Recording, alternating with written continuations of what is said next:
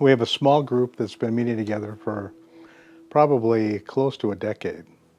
When one couple dropped out, then we started looking for actually two. And so we're very much a democracy. And so as a result, we put the idea of the group and then asked for input. And so actually with the help of the group, we had a meeting and came with about 10 people's names, and the Schatz and the Nagels were couples that actually I had invited in the past to be part of a small group, but for whatever reason they had said no to me. Time of life again, kind of thing. Well, it was interesting because we had Pastor Brian ask if we'd be interested in joining a small group. I had recently taken a new job this last year that requires a lot of evening meetings, so it didn't seem really practical to take on a small group at this time. But we had prayed about it, and we kind of both decided that God was just kind of prompting us that this would be a good time and a good season for us to join, even if it didn't make sense from a practicality standpoint. There was that feeling, though, I think, when we first were contemplating, should we do this right now at this time, that we were like, okay, God, is there a reason that we're going to need a small group at this point? Being in a life group, there is some freshness just to being able to review. We've been going through the sermon series, so having the opportunity to go through the questions from the last week, I think spiritually it's always kind of refreshing just to kind of go through that and dig into a deeper level, talk about some of the practical elements to apply to daily life.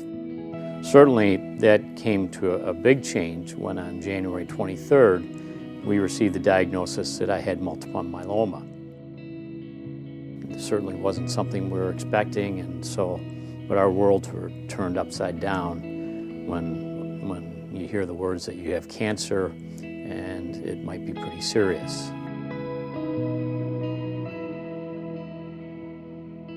And I think the wonderful part about being in a small group, especially the small group that we're in right now, is that you share that news and they gather around you and they're right there around your shoulders praying with you. But you don't have to retell that story every time you come together. You pick up where you left off, and they come in with every new, how was this injection, how was that report? So you don't have to retell that story. You have somebody that knows your history, that knows what you're going through, and they've got your back. Well, in this particular group, it's been sharing life together, and it's been interesting the circumstances we've had to deal with corporately together and support each other with, and really pray for each other. I think one of the biggest element of our group right now is prayer. Other situations in the group, I mentioned our daughter and son-in-law and their two kids moved in with us, and he's on a lung transplant list waiting for hopefully a new set of lungs. We didn't anticipate going through that together with another group, but boy, we're so glad we are.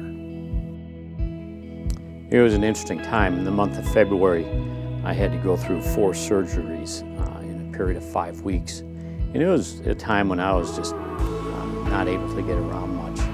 And yet everybody from the group was continually asking how we were doing, coming over, providing meals, just being part of our lives to encourage us. I mean, there's just such a deep outpouring of love that was shown to us that was just a great reflection of how the church becomes the body of Christ. And we just saw that lived out through our Woodland small group in just remarkable ways. Well, they become the hands and feet of Christ in your life. They become the people that are Christ present with you during this journey. The Christian life is not meant to be isolated.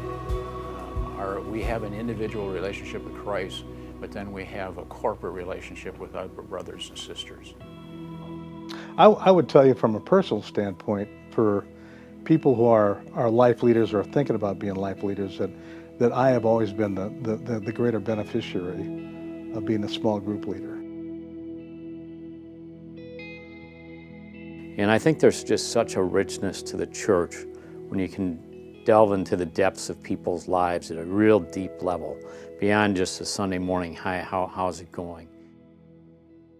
So it's an amazing thing. I think if somebody was considering joining or leading a small group, pick up the challenge.